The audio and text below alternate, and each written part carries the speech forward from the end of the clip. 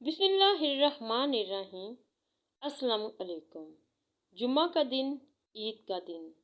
نبی کریم صلی اللہ علیہ وآلہ وسلم نے ارشاد فرمایا، اے مسلمانوں، اللہ تعالیٰ نے جمعہ کے دن کو تمہارے لیے عید کا دن بنایا ہے۔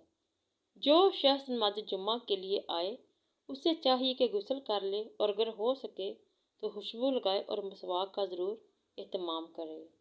فرمان مصطفیٰ صلی اللہ علیہ وآلہ وسلم، تمام مہینوں کا سردار رمضان اور تمام دنوں کا سردار جمعہ کا دن ہے۔